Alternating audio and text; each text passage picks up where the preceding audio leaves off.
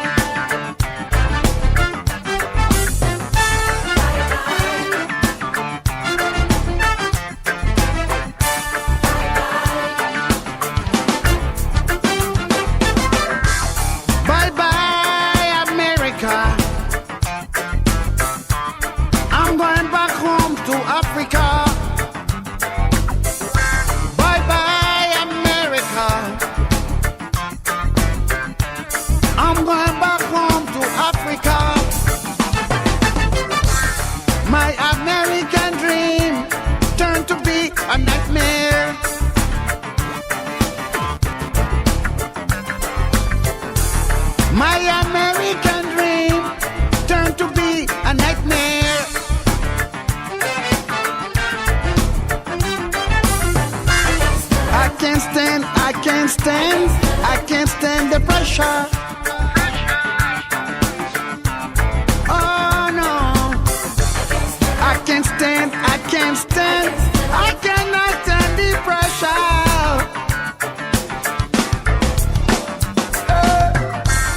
My friend, I miss you. You know that I love you. Tears from my eyes. My soul is hurting. My heart is bleeding. But I have to go.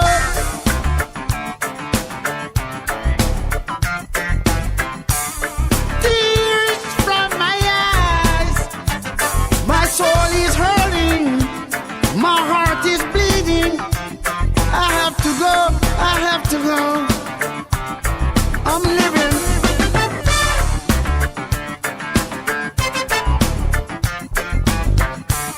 From hospital to hospital, I don't know what went wrong.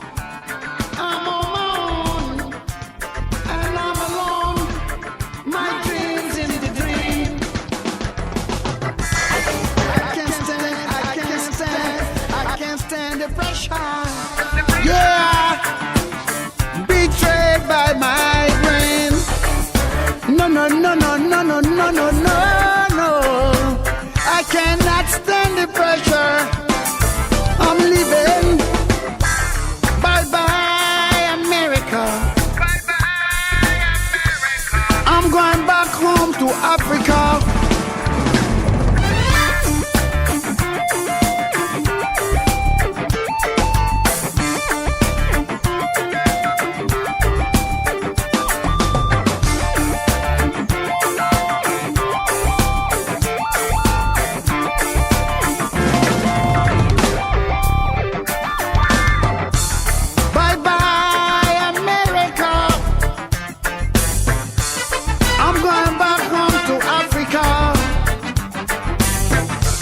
I say bye-bye, America.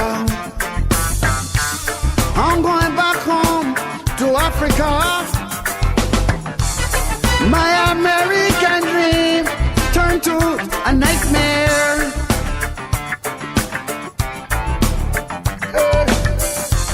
My American dream turned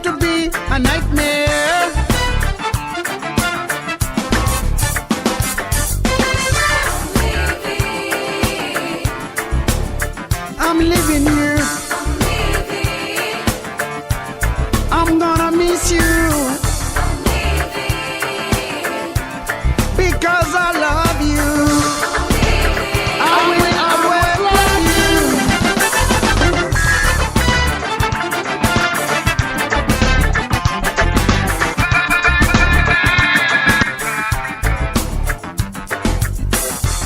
I'll always, yeah, and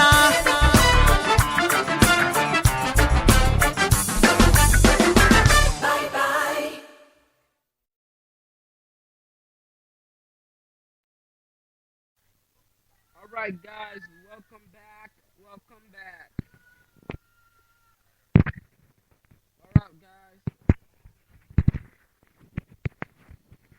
So recently, we have just received news about the Kenyan massacre. This massacre has killed 148 people, and it was at a university in Kenya called Garissa. One of the gunmen who slaughtered 148 people at a college in Kenya was identified Sunday as the law school educated son of a Kenyan government official, underscoring the inroads Islamic extremists have made in recruiting young people to carry out attack against their own country. Abdirahman Mohammed Abdullahi was killed by security forces Thursday along with three other militias who stormed Garissa University College. Was the son of a government chief in Mandera County, which borders Somalia. Interior Ministry spokesman Mwanda Joka told the Associated Press the chief had reported his son missing last year and feared he had gone to Somalia, Joka said. Somalia's Al-Shabaab militant group claimed responsibility for the bloodbath, saying it was retribution for Kenya's sending of troops to Somalia to fight the extremists. The attackers separated Christian students from Muslims and massacred the Christians. The news that one of the gunmen was Kenyan highlights the challenges faced by the government in preventing terrorist attacks. The danger comes not only from neighboring Somalia, but also from within Kenya. Kenyans make up the largest number of foreign fighters in Al-Shabaab, according to experts. Hundreds of Kenyan youths have trained with Al-Shabaab and then returned to Kenya, posing a major security threat, according to former police chief Matthew Itayer. Kenya's government has said another source of instability is the country's refugee camps, with more than 423,000 Somali refugees. Abdullahi graduated from the University of Nairobi with a law degree in 2013 and was seen as a brilliant upcoming lawyer, according to Joka. Joka said it is important for parents to inform authorities of their children disappear or seem to embrace extremism. Meanwhile, questions have been raised about the security response to the Garissa attack. Police waited 7 hours before sending a special tactical unit into the college to fight the gunmen, Kenya's Daily Nation newspaper reported Sunday. When the specially trained police finally went in, it took them only 30 minutes to kill the four attackers and stop the siege, the paper said. Army brags are just 500 meters, which is actually 540 yards from the college, and military officers said they could handle the attack, said a police officer who spoke on condition of anonymity because he was not authorized to talk to the media. Only after 3 soldiers were killed did the army call in the police tactical unit, he said. Before the massacre, northeastern Kenya had seen other deadly attacks by Al-Shabaab against Christians. Several hundred grieving Christians marked Easter Sunday at a Catholic church in Garissa, where Bishop Joseph Alessandro drew a parallel between the ordeal of Jesus Christ and that of the stricken town. He said, We join the sufferings of the relatives and the victims with the sufferings of Jesus. He told the congregation at Our Lady of Consolation Church, the victims will rise against with Christ. As for Al Shabaab's followers, Alessandro said, you don't know who they are. They could be your neighbors. Security forces patrol the perimeter of the church, the site of a grenade attack by militias 3 years ago that wounded worshippers. We just keep on praying that God can help us to comfort us in this difficult time, said Dominic Odihimbo, a worshipper who said he planned to abandon his job as a plumber in Garissa and leave for his hometown because he was afraid. Odula contributed to this report from Nairobi, Kenya. Another news article is about residents fleeing clashes at Palestinian camp in Syria capital. Here we are. Anyways, hundreds of residents of a Palestinian refugee camp in the Syrian capital Damascus fled Sunday amid shelling by government forces and clashes between Islamic State fighters, also considered as ISIS, and Palestinian militant activists said. An activist based in an area just south of Damascus, Haram al-Dimashq, said many residents started fleeing the Yarmouk camp after midnight as the fighting let up. The camp has been subjected to intense shelling and airstrikes by the government. The British-based Syrian Observatory for Human Rights and al-Dimashq said those who fled the camp have reached the southern Damascus, the suburbs of Yalda, Babila, and Bethlehem, which are under rebel control. Holy shit. Oh, I can't say that word. It's the radio. Holy crap. Fuck. Al-Dimashq and Syrian State TV said as many as 2,000 people have left the camp. The activists said that many of those who fled the camp are staying in schools or abandoned homes. Ooh, dun, dun, dun. Palestinian President Mahmoud Abbas said in Ramallah that residents of Yarmouk have been victimized by Syria's civil war. Government forces and different rebel factions are clashing and we pay the price, he said.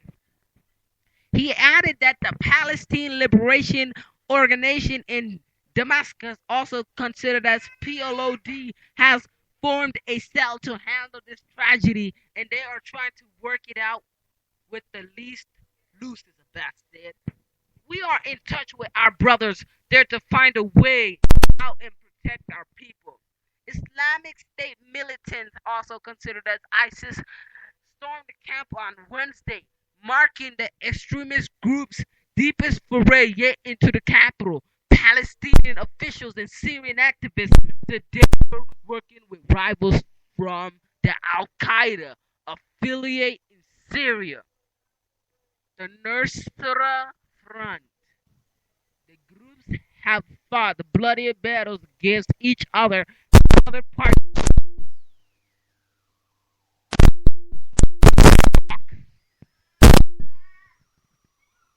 Now I will pass this on to our news specialist, the action that knows what it's talking about, Osman Ahmed. The Nusra Front said in a statement Sunday that it is not participating in the battles and is taking a neutral stance. The statement added that Nusra opened its offices and welcomed all those who don't want to take part in the fighting and gave them refuge. The observatory said the fighting has killed 26 people since the clashes first broke out. In Gaza, several hundred supporters of the ruling Hamas group staged a march late Sunday in the Jabalia refugee camp to protest the Islamic State, also considered as ISIS, group's takeover of parts of Yarmouk.